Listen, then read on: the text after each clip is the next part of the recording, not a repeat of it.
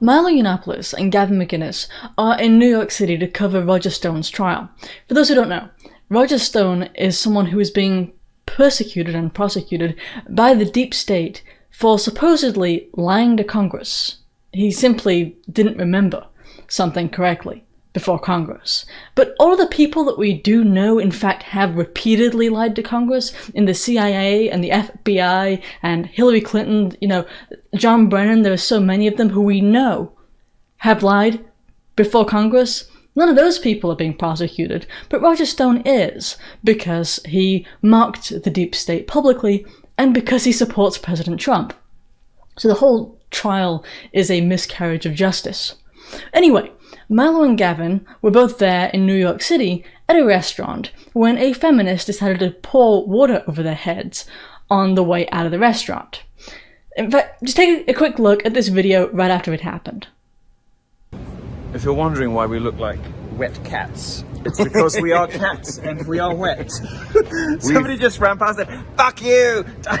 A grumpy feminist just poured drinks on us. We managed to get her back. It's literally water. She's still yelling at us. She's from a quarter mile away. Do you know, I actually quite like my hair like this. I think I look kind of fresh and youthful. But with she a must little have moisture been in it. There for about 20 minutes. No, they were listening to us for, no, it was like, they were there for the full half an hour.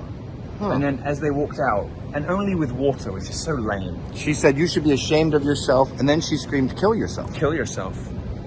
That hurt. I'm not going to comply. You know what's great about suits, though? Everything just like wipes off. You're fine. It's like it's tropical lightweight wool. The water dry. The water it's moisture wicking.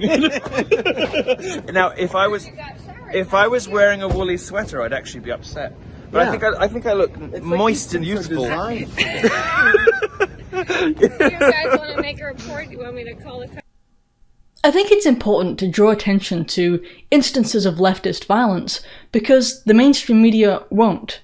Despite the fact that leftist violence is rather common, the media doesn't cover it when people have drinks thrown on them, or their MAGA hats are stolen, or even they're physically assaulted for nothing more than being a conservative. The media doesn't cover these instances. In fact, by not covering it, they implicitly encourage such acts. But sometimes they even explicitly encourage acts of violence by those on the left. When you look at, say, Black Lives Matter or Antifa, there is very much an agenda to promote leftist violence by minimizing it, and then to, well, make it seem so awful when there's any instance of a conservative fighting back or defending himself. Imagine if the roles were reversed in this particular instance. Imagine if it was, I don't know, Cenk Uygur from the Young Turks who was sitting at a restaurant and a conservative decided to throw water over his head. It would be covered all the time. There would be lots of coverage in the mainstream media about it, because it feeds their narrative that it's conservatives who are the bad guys. It could be Cenk Uygur, like I said, or pretty much any mainstream media pundit, and you would get much more media coverage than this has gotten, or will get. Yeah, you see, throwing water over somebody, which may not seem like a big deal, but legally speaking, it is assault or battery, depending on how the state handles it. And if it becomes socially acceptable to throw water over your political opponent's head when he's out in public, so that he perhaps fears going out in public, which is essentially what she's trying to do here, it will escalate. Such people who get away with it will just get worse. And we've seen that over with Antifa in Portland, when they went from milkshaking people, throwing milkshakes over people's heads, to then using quick-drying cement. And that resulted in Andy Ngo, the journalist, getting a brain injury. So such things do in fact escalate when we send the message that things are okay. But the woman in this instance, she didn't expect any recourse. And I think it's kind of comical because she admitted on her Twitter profile that she was a feminist. And yet, one of the reasons she felt so comfortable doing this is because of the fact that chivalry exists. The fact that if a woman attacks a guy, most of the time the guy won't retaliate, and she didn't expect these two people to retaliate. And, it's like, despite all the rhetoric about these two conservatives, Milo and Gavin McInnes, who have been slandered in the press quite a bit, she felt completely comfortable attacking them, not only because of her female privilege, you might say, but also because she doesn't believe it. Like, she hates these two people, clearly. But she doesn't believe that they're really Nazis, or that they're really dangerous, or that they're really violent. Because if she did, she wouldn't have assaulted them. If she did believe these things, she would have been afraid. Yeah, and conservatives do tend to act with chivalry. When they're attacked, they so often don't fight back.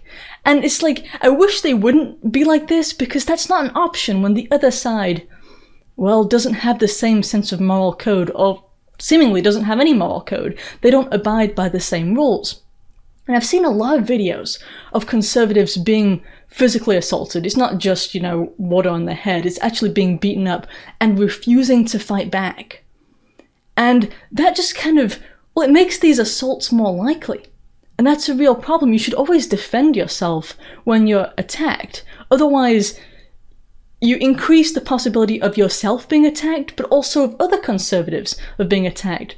And if the police do come up to you and ask you if you'd like to press charges, always say yes, because otherwise, if you don't go through and press the charges against these people, they'll be encouraged, they'll feel like it's okay. These are people whose parents never disciplined them. And as a result of that, society has to.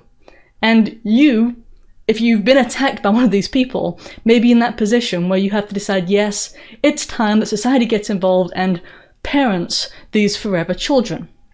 So, yeah, always fight back.